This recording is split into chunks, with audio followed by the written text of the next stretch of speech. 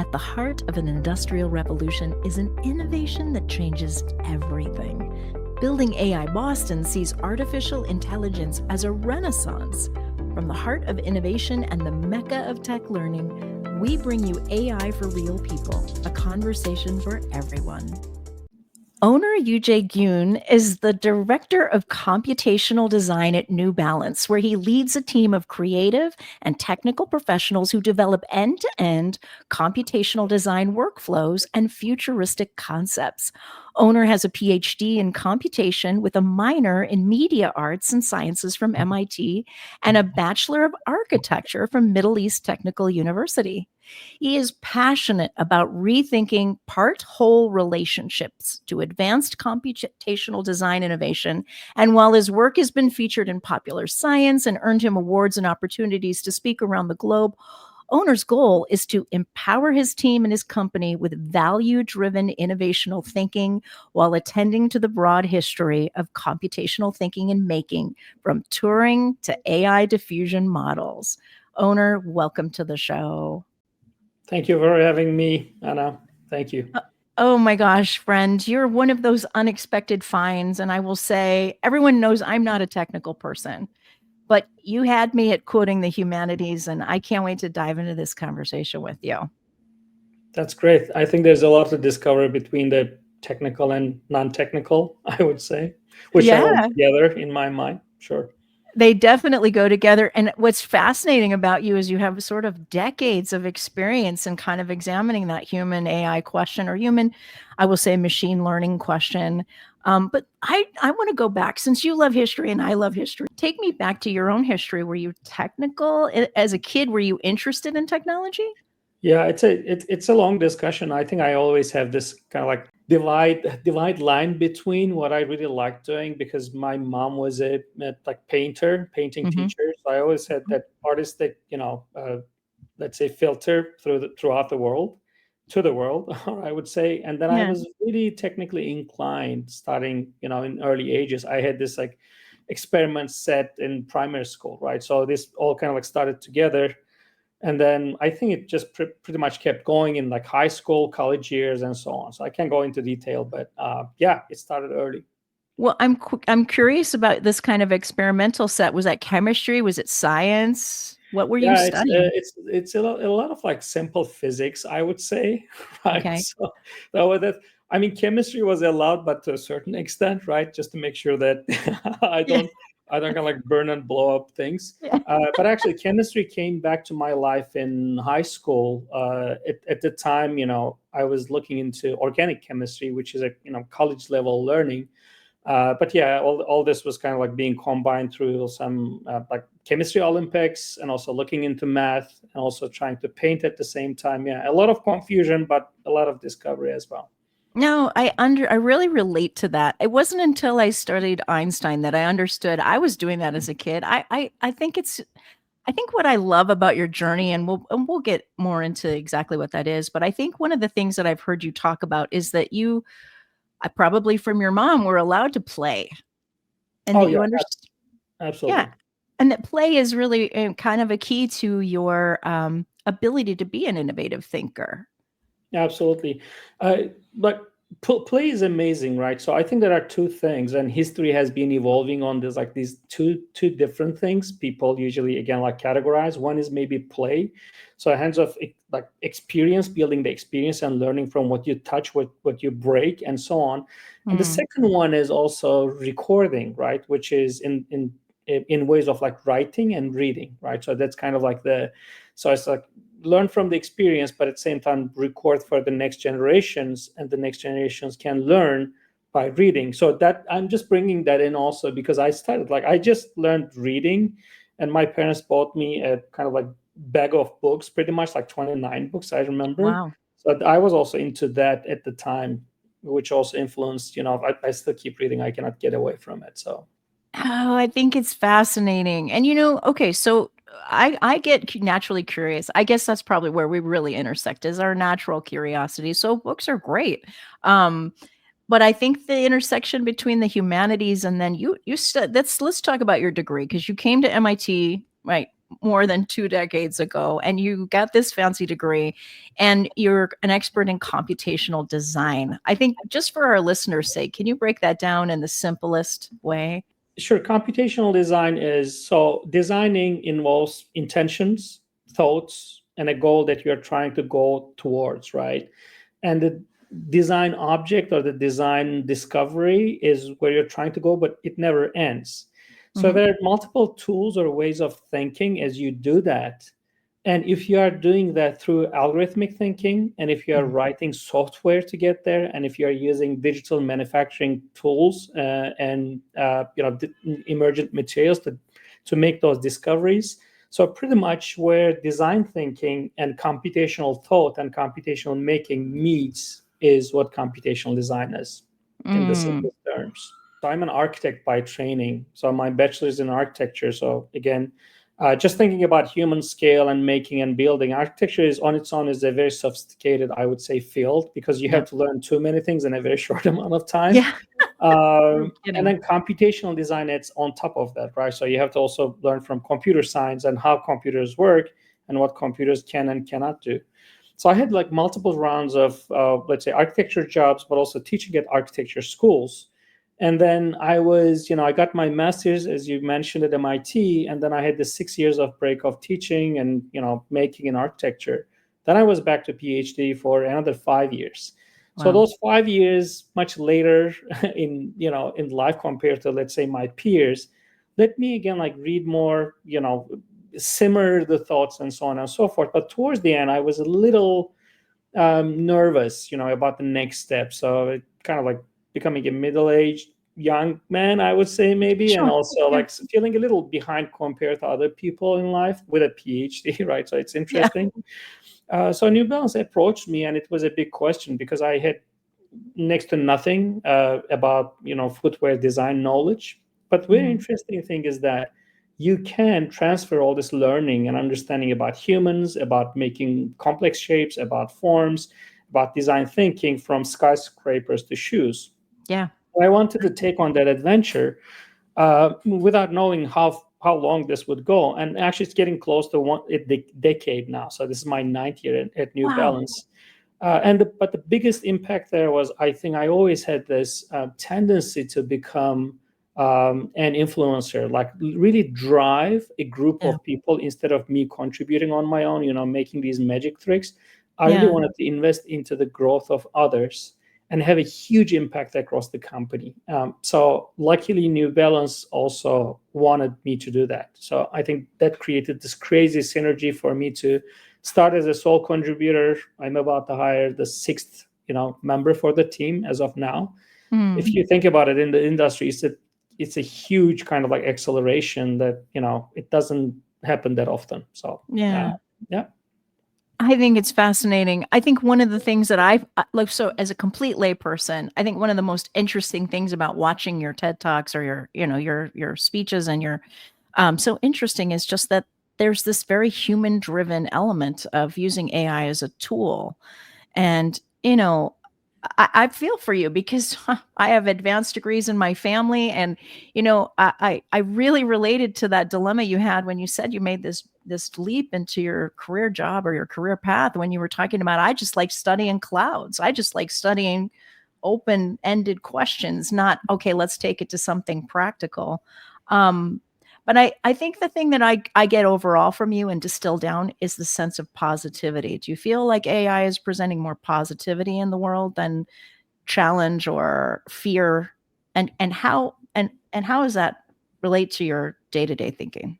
Yeah, this is a good one. And I think it's presenting both, right? That there is a lot of anxiety about it, and also there's a lot of like positive things that may happen with it over time. Mhm. So, which, the short answer there is I think whatever we want to do collectively is going to happen, right? So that's the like call to arms or like the first warning for Yeah, all of us. yeah. And I really believe in like our projection about life and things we do has a great impact on what happens next. So Mm, from that perspective, I think being positive, thinking positively is a crucial, let's say activity, both mental and is an actionable as well. So one thing I just want to touch upon, because you talked about like being human, right? Yeah. So when we face technology, there's this always this uneasy feeling of thinking it as the other, Mm. which is kind of true, right? So we interact with screens and keyboards and so on. So these appear to be as natural as they could be, but they're Yeah. not fully, Yeah. because we are really, haptic creatures. We move with thought, but it's not only thought; it's like the senses, right? Mm-hmm. So one big challenge about machines is the sensing part of things, right? Mm-hmm. So I can talk to you easier than I talk to a camera, right? Because you're responding to me even we're not Sure. in the same place. We Yeah. can kind of like use our kind of, let's say, the sensation. And yeah, I think the step one, let's not get too anxious. Remember, we are human, right? So I Mm-hmm. think these kind of uneasy feelings also were existent in Renaissance. I give that example all the time because there are new ways of making the perspective emerges, and there's this suddenly this frame that you have to put your picture through, where you were, like maybe painting more freely. So perspective Yeah. was a great opportunity, but also a crazy limitation, in what you're trying to do. Yeah, just remember that we remain as humans as of now. So how can we really stick with the fundamentals and the value, and bring the technology by acknowledging that? I think that simple thought even makes a huge difference. No, I think you're right. And I think it's in having conversations like this. I mean, the goal of the show is to make other people feel like they're not left out of the conversation. But I think that a person like you that really studies it from a historical perspective can lend a lot to that conversation. I mean, I think since we met, I'm noticing all of the kind of the fun things about history that, I gravitate towards, and we talk about, are we ushering in a renaissance now? To the people that know what's going on, absolutely. This is part of the dynamic that you live in every day, and that I hope to open up to the rest of the world is like the people that are actually at the core thinking about, not just designing a better shoe, which, full disclosure, I have a background in holistic health, and this idea of TENS integrity, where the whole body system is key to performance and how we think about health. So I think a better shoe is always an interesting, problem. But in the grander scheme, just this culture that you've been immersed in for over a decade, uh, I hope that it spawns better conversations throughout the world. That this is not separate from, we're all part of this mix. And yeah, I think, where you are, you're very lucky. So what are you looking forward to in the future? What gives you hope, and what do you think AI is going to be used for in terms of different solutions in the future? Yeah, I think again, just trying to approach it from a positive perspective is that there is a lot that we can solve and automate and help with almost everything by using these sort of technologies, right? Um, Mhm. and we touched upon Renaissance, which is and 150 years is a round number. And then if you look at today, what happened with AI is like actually um, how like the awareness of people, right? So people just got aware because AI got scaled, or AI became available in a different fashion and flavor starting in 2022, which is Gen AI, right? Large language Mhm. models and diffusion models became accessible. But if you pause and look into this, AI research started around like 1940s, right? Right. Even preceding digital electronic computing. And interestingly, AI is why computers exist. So researchers didn't think, hey, let's create something that automates stuff and then we can think about intelligence. Actually, they were trying to model the human intelligence, hence computers came to be, right? So that's an Wow. interesting fact. Yeah. And when we Yeah. think about AI, we think, oh, they first found the computers and then, started thinking about intelligence. No, it was a model of the mind, computer as model of the mind, which already Mhm. indicated some sort of intelligence to that. Uh, And again, like looking into the future, you can use any tool for making good things for humanity and not so good things for humanity, right? So a hammer can become a tool to build things, but Hmm. also it's a heavy object, right? So it can end up doing some like harm. Like we can even harm ourselves if you're not using the tool in the right way, right? So Yeah. it's an interesting concept. And I think same applies to AI. What we can look into is again, look like collectively, this technology, if it is enabling us to collect data or use the data that we have already collected for a couple of decades now, to build insights we were never able to before, right? Uh, Yeah. so that's a crucial moment there. We can kind of like localize these kind of like data and try to think, hey, can we do anything in manufacturing? Can we do anything in, growing, let's say, better produce in a healthier way? Can Hmm. we help people learn faster? Can we automate this and that, and even have people have more longer holidays so they can just go for cloud gazing and rest and be healthy? So Yeah. I think those are all like potentials we can look into beyond all the benefits of making everything like optimizing everything and being more creative, which are obvious, right? So I'm not talking about them. No, I appreciate it. I know I gave you a big wide topic. Let's go a little smaller because one of the articles I love that you wrote for the Age of Awareness was called "Using Generative AI to Gain Knowledge, Insight, and Wisdom, and Design a Better Version of Your Life." Now you've got my full attention. And then you quoted Herman Hesse, who's one of my favorite authors. So let's break this down a little bit. Is there something that you could bring down to the micro that you believe that generative AI can actually do for designing life that we can all understand? Sure. I think one thing that we can look into is what is being written, what is being said about the tools, right? So, and that's usually, and whatever becomes the hype or the main use of a tool, we can think from the angle of the main distribution, the bell curve, right? And I Yeah. think in the middle of that bell curve is what we usually do, but it's not the most creative, it's not the most valuable area, or it's not the most efficient. So my question is Sure. always, okay, how can we go towards this kind of like crazy valuable end of the bell curve, or pull whatever we are doing there, like in terms of efficiency, creativity, having a better life, and just kind of like expand that, right? Hmm. That's an important point. And one way to do that is, again, I will go back to your example about experimentation, like playing, right? Yeah. And one important, I think, example I can give there is, when diffusion models about image making became widely accessible, people started making a lot of images, and also they started confusing what they do with the diffusion models. Let's say making the image of a shoe or image of a building, Hmm. thinking they were designing, right? Yeah. So the moment there is, okay, you're not designing it, you are making a representation of something that looks like a shoe or that looks like a building. And Hmm. even if you may be using maybe prompting in an amazing way, but we have to stop and think, okay, how much I'm learning from this process.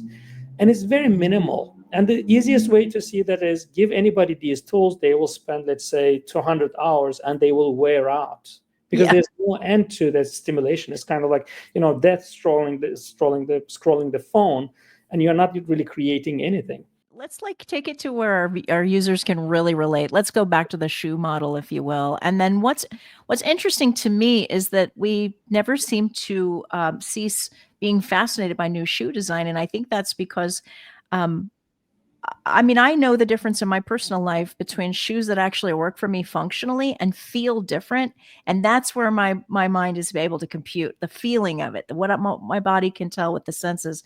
How does that figure into what you do at New Balance? That's perfect. Actually, you're bringing the discussion like full circle, right? Because at the very beginning we said sensations of human beings, right? So how can we discuss AI from that perspective? Same goes for shoes and computational design. So there are so many data points that we can think about, and the domain, when the domain and context changes, let's say what is the purpose of the shoe? Is it trying to make you more comfortable? Is it trying to actually expand the, let's say, the life time of the shoe itself? that you're trying to make it more durable, or is it really for an athlete, like an elite athlete who already broke her record 3 times already, and she wants to break it for the 5th time or the 6th time, Right. right? Yeah. So Yeah. like, none of the previous matters. It's just kind of like augmenting her performance. So she just kind of goes for that 0.5% better timing, which is exactly how you win, gold medals Right. in Olympics. Right. Um, and I think at that point, yeah, so we can work with data. We can model for what we know in data, trying to, let's say, find that solution, whichever it is, from what Mhm. I explained.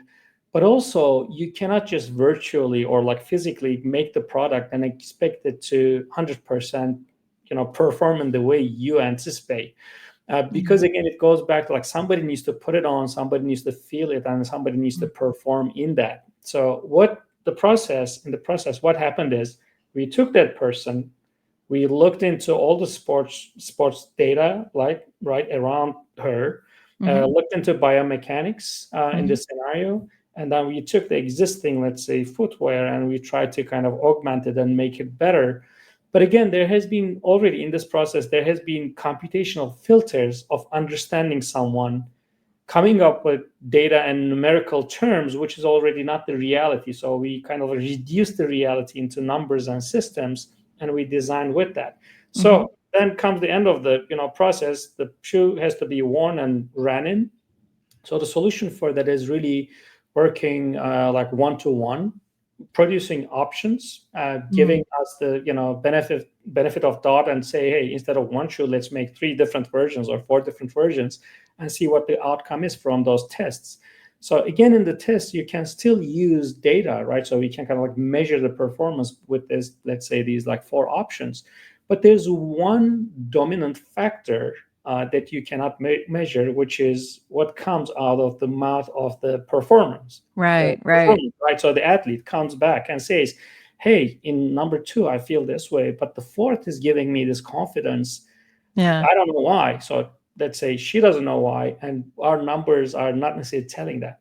So, which is to bring again, this is exactly the framework, Fibonacci numbers, and then Yeah. the blot, on the wall, which is the Yeah. what you throw on the wall. So Yeah. you have to learn how to work with both, and you have to experience actually that you gain through trying to merge these two different streams. They Mhm. appear to be 2 different things, but actually they're all like combined in essence. So if you work this way, I think you can really make a difference. Wow. Do you foresee in the future a time when people can have shoes that are completely customized to their body? You can technically actually, you could have done that already, right? So the Okay. technology, yeah, the technology exists for a long time. The only problem is scaling, right? Yeah. So it's not only customization, let's say, on the digital world, which is involves sensors and scanners and generative engines, like Mhm. for creating models. That's all possible. When you go to manufacturing side, it's Yeah. the how you distribute the manufacturing with existing technologies. If Yeah. you need to replace the existing technologies, it becomes a huge operation. Yeah. Yeah. And also the where this happens is another problem, right? So all that scaling and cost is totally changing, let's say, the plans or the idea of mass customization. Mm. And I'm not saying it's not possible, it's possible, but again, you have to invest in what you think is the most valuable. Hmm. Well, I think the most valuable part of this conversation, friend, is that I've gained new insight into how minds like yours work, and that I find it relatable and also enjoyable. You've really broken down AI in probably one of the more interesting ways, and I'm glad, and I give New Balance a lot of credit for putting a genius mind like yours in the at the helm. I'm humbled. I'm trying, and I think yeah, trying without stopping is one of my strongest, let's say, skills. Yeah. Not everything is perfect, but I'm really happy and honored that a company but at New Balance scale supports this kind of. Let's say you called it genius. I'm gonna say I'm a little lost, but I can create value, so I'll keep trying.